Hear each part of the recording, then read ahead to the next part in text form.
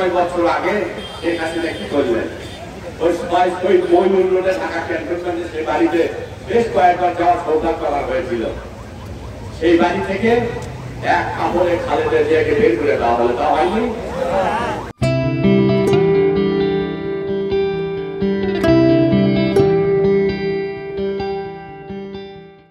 আমার রক্তের ভেজা, আমার শরীরে বড় হওয়া 9 মাস 10 দিন গর্ভে ধারণ করা সেই সন্তানকে তুমি হত্যা করেছ। আজকে শত শত ছাত্রকে হত্যা করা হয়েছে। কেন? সারা পৃথিবীতে শৈল শাসকের কাজই হচ্ছে এই মানুষকে হত্যা করে যে কোনো মূল্যে তাদের ক্ষমতায় থাকা। ক্ষমতায় থাকতে পারে নাই সাদ্দাম, ক্ষমতায় থাকতে পারে নাই ফেরাউন, ক্ষমতায় থাকতে পারে নাই নমরুদ, সবাই পরাজিত হয়েছে। বিএনপি কি জানেন? বিএনপি হলো সেই সংগঠন 600 লাশ ঘুমের উপর পুনে 1 কোটি আসামি হয়ে 50,000 মামলা নিয়ে হিমালয়ের মতো পাহাড়ের মতো আজকে ওই যে দাঁড়িয়ে রয়েছে সংগঠন, সেই সংগঠনই হচ্ছে বিএনপি। বিএনপি কে হাসিনা কেন মুখাকে বসে আজকে বিএনপি কে ধ্বংস করতে পারবে না। যে ধ্বংস করতে আসবে সেই নিজেই ধ্বংস হয়ে যাবে। আল্লাহর হুকুম হয়ে গিয়েছে, শেখ হাসিনার পতন হবে, ওই ছবি আমাদের পতন হবে। আমরা হয়তো বুঝতে পারিনি, কিন্তু আল্লাহ ঠিকই বুঝেছিল যে শেখ হাসিনার পতন কবে হবে, এটা আগেই লেখা ছিল। কিন্তু সেটা বাস্তবায়ন হবে কিভাবে? সেটা বাস্তবায়ন যে নিষ্পাপ ছাত্রদের রক্তের বিনিময়ে, এটা আমরা বুঝতে পারি।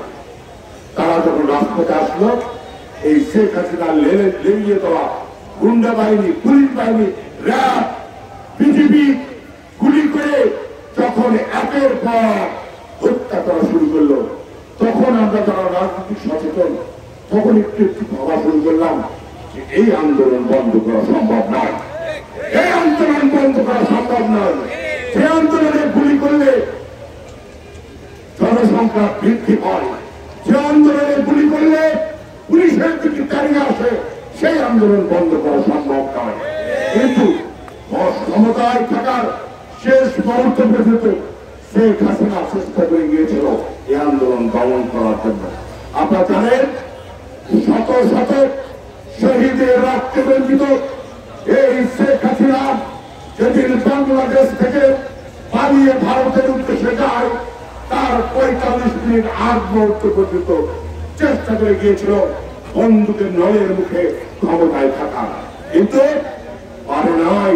যখন ওই জনগণ তার গণভবনের দিকে ধাবিত হওয়া শুরু হলো, তখন উনি তড়ি ঘড়ি করে এক কাপড়ে উনি বিদায় হয়ে চলে গিয়েছে। তার ওবায়দুল কাদের, কাউয়া কাদের কেউ একটা ফোন করার সময় আন্দোলনে শুধু স্বৈরাচারী শেখ হাসিনা না, তার 300 ক্যাবিনেটের এমপি আজকেও বাংলাদেশের আই সবাই সংগ্রামী এলাকাবাসী, আমি আপনাদের উদ্দেশ্যে একটি কথাই বলবো, শহীদ প্রেসিডেন্ট জিয়াউর রহমানের আদর্শের গড়ার এই সংগঠন, আমাদের মমতা মা খালেদা জিয়ার এই সংগঠন, আমাদের ভাই তারেক রহমানের এই সংগঠন, এটা একটি আদর্শের সংগঠন। আমরা চেয়েছিলাম দেশ চাই স্বাধীনতা, জনগণের মুক্তি, আমরা চাই বিপ্লব। গণসংকট নিয়ে বাংলাদেশ জাতীয় দলের কোন অস্তিত্ব ঘোরা করার সুযোগ আপনাদের নেই। এই ব্যবসায়ী ভাইদের উপরে বিভিন্ন ভাবে চাঁদাবাজি করার পায়তারা করছে, দোকান দখল করার চেষ্টা চলছে, দোকান উচ্ছেদ চেষ্টা চলছে। আজকের এই অনুষ্ঠানের মধ্যে আমি বলে দিতে চাই, এই চাটুয়ার পেটুয়া বাহিনীর কোন লোক যেন আমাদের মাঝে কোনো স্থান না পায়। আওয়ামী লীগ এবং জাতীয়তাবাদী সন্ত্রাসীরা যেভাবে বাংলার সাধারণ জনগণ, গ্রামগঞ্জের খেটে খাওয়া মানুষের উপর অন্যায় অত্যাচার নির্যাতন করেছে, সেই অন্যায় অত্যাচার নির্যাতনের ফলে বিগত 5 তারিখে শত শত শহীদের রক্তের বিনিময়ে আবার বাংলাদেশ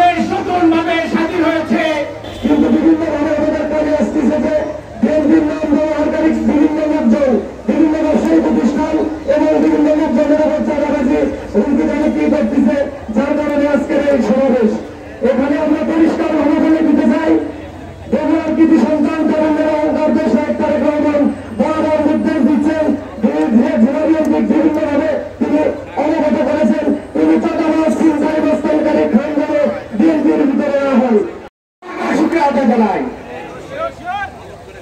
আমাদের উপর যে মামলাগুলো হয়েছে, যে গুণগুলো হয়েছে, যে অন্যায়গুলো হয়েছে, স্বয়ং আল্লাহ তারা সহ্য করে নাই, এত পরিমাণে হিসেবে মানজুরি করেছে।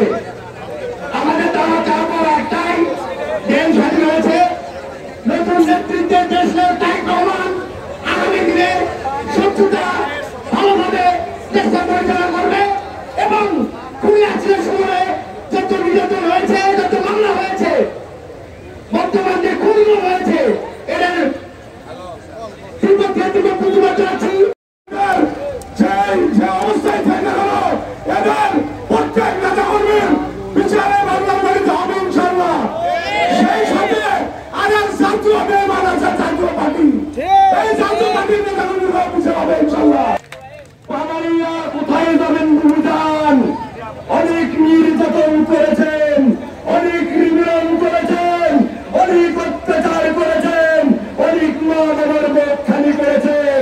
পালাবার জীবন আমরা আপনাকে নিয়ে এসে এই বাংলার সংগ্রামী বন্ধুগণ, আর যত এখানে আমার উদ্যোতন কর্মকর্তা রয়েছেন, বক্তব্য বিলম্ব করব না।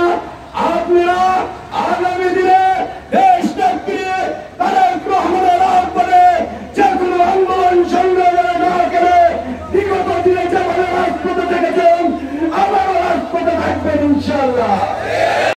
আন্দোলনের ফসল হিসেবে 5ই আগস্ট নির্ধারণজনক ভাবে পৃথিবীর ইতিহাসে এইভাবে কোন সরকার পলায়ন করে নাই। এই সরকারের 300 জন এমপি, ক্যাবিনেট, শেখ হাসিনা সহ সকলে রাতে রাতে কিভাবে পালিয়ে গেছে আমরা সকলেই জানেন।